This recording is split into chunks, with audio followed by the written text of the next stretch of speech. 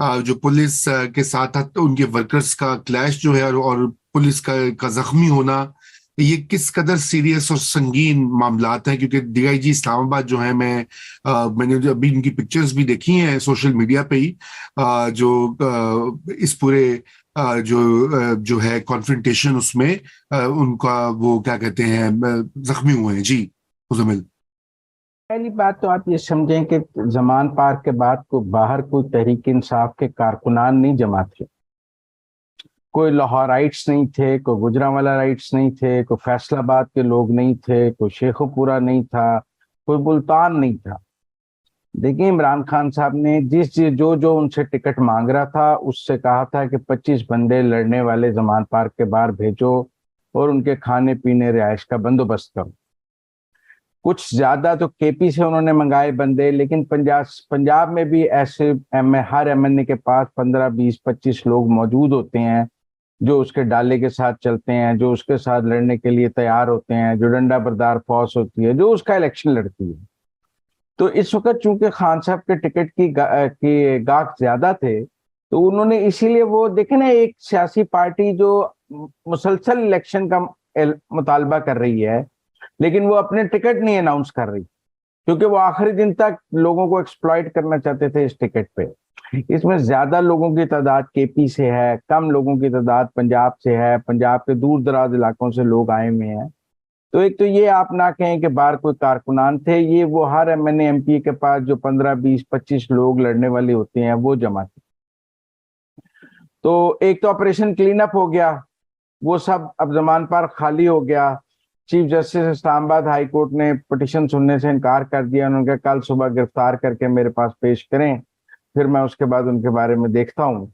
तो मुझे लगता है अब आज गिरफ्तारी तो हो जानी चाहिए। अब मुझे सवाए इसके कि वो जमान पार्क में से किसी रास्ते से किसी दूसरे घर में टाप जाएं, वहां से दूसरे घर में टाप जाएं और वहां से एतजाज हसन के घर पहुंच जाएं और फिर एतजाज हसन के घर वो पनाह ले लें, तो इसके अलावा तो मुझे कोई रास्ता नजर नहीं आता कि वो गिरफ्तारी से बच जाएं। लेकिन इमरान खान साहब ने खुद ये गिरफ्तारी की शॉर्ट कॉल की है। मतलब वो 2 दफा इस्लामाबाद हाईकोर्ट से अपने वारंट मुअत्तल करा चुके थे। आज सुबह से उन्हें पता था कि ये वारंट मुअत्तल नहीं होने।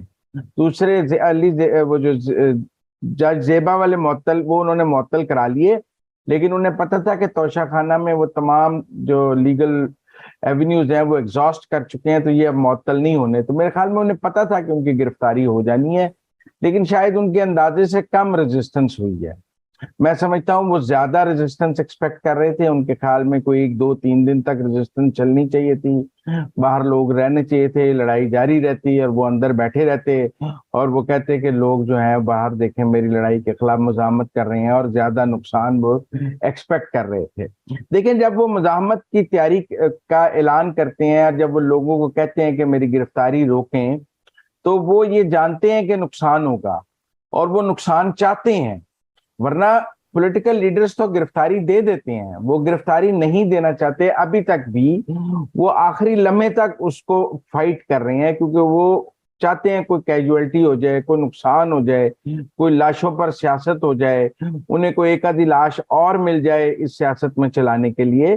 तो मेरे ख्याल में उनका एजेंडा काफी खतरनाक है, लेकिन शायद अब तय कर लिया गया है कि आज उन्हें गिरफ्तार जो है वो on writing on the wall है। जी बिल्कुल, वो तो खैर अभी बड़ा क्लियर है। मैं इसमें जो आप ये बात कर रहे हैं मुजम्मिल साहब के, वो ये लोग जो एमपीएस के उम्मीदवार हैं या एमएनएस के उम्मीदवार हैं, ये वो उन लोगों को लाए हैं। तो आपका ये आप बात कैसे कह सकते हैं, दावे से कह सकते हैं ये बात? जी, दावे से कह सकता हूँ। ये जो केपी से आपने गंडापुर की वो ऑडियो नहीं सुनी, 25 लोग लेके पहुंच जाओ। हाँ, बहुत सारे मेरे दोस्त जिन्होंने इलेक्शन लड़ना है, वो बताते हैं कि हमें इंस्ट्रक्शन हैं कि 25-30 लोग लेकर पहुंचे, फिर उनके लिए कैंप लगाएं। ये तो पब्लिक डोमेन में है। किस तरह से उनके लिए बिस्तर रखें, उनके लिए 3 वक्त का खाना रखें, वहां नहर के ऊपर अपने बंदों के लिए अलग वॉशरूम बनाएं, वो कंटेनर उसका सीवरेज नहर में फेंकें। ये तो बिल्कुल उनके लिए रोजाना पानी का बंदोबस्त करें। वो जो बंदे लाया हुआ है उसी के जिम्मे है सब कुछ। और ये सब टिकट के एस्पायरेंट जो है वो उन्होंने ला के अपने बंदे बिठाए हुए हैं इस उम्मीद में कि जमान पार्क के अंदर से उनका टिकट निकल आएगा। बल्कि खान साहब के लोग वहां हाजिरी लगाते हैं कि तेरे बंदे 22 हो गए हैं, 25 पूरे नहीं थे आज, तुम्हारा टिकट काट दिया जाएगा, तुम्हारे 3 बंदे शॉर्ट हैं। जिस तरह हमारे यहाँ 33 नंबर वाला पास होता है ना, तो 32 वाला फेल हो जाता है, तो 31 वाला भी फेल हो जाता है। तो ये वहां हाजिरियां लगती हैं, वहां बंदे रोज गिने जाते हैं, तेरे पूरे हैं, तेरे पूरे हैं, तेरे पूरे हैं। अब वो वाली टीम आ जाएगी, अब तुम लोग 4 दिन छुट्टी कर लो, अब वो वाली टीम पहुंच जाएगी। तो वहां सारी हाजिरियां हैं और ये पूरा एक जैसे कच्चे के इलाके में डाकू नहीं अपना डेन बना लेते और उन्होंने इर्द गिर्द हसार सा बनाया होता है, तो ये समथिंग लाइक दैट वो जमान पार्क को। मैंने तो आपके शो में एक दिन कहा भी था कि वो जमान पार्क को एक 9-0 बनाना चाह रहे हैं, पर उन्हें समझ आनी चाहिए कि 9-0 ज्यादा चलता नहीं है, वो आज भी बंद है। जी सोलंकी साहब, मेरे ख्याल में वो 9-0 की बजाय जो उनके इरादे हैं और जो उन्होंने इस्लामी टच दिया अपने आज के वीडियो में, उससे मुझे ऐसा लगा कि ख्वाहिश उनकी ये है कि आज से 39 साल पहले अमृतसर में जो गोल्डन टेम्पल का जो वाकया हुआ था संत जरनैल सिंह भिंद्रावाले का, मुझे ऐसा लगता है कि वो संत जरनैल सिंह भिंद्रावाला बनने की उनकी ख्वाहिश है, लेकिन मेरा ख्याल है कि वो ख्वाहिश पूरी नहीं होगी और वहां पर इस तरह का माहौल पैदा नहीं होगा। जी बिल्कुल। अच्छा, मुझे समझ नहीं आई कि अब देखे ना कल अब होगा क्या। खान साहब को अदालत में पेश किया जाएगा, उनकी बेल हो जाएगी। कोई ऐसा केस है कि उन्हें लंबा अंदर रखा जा सके?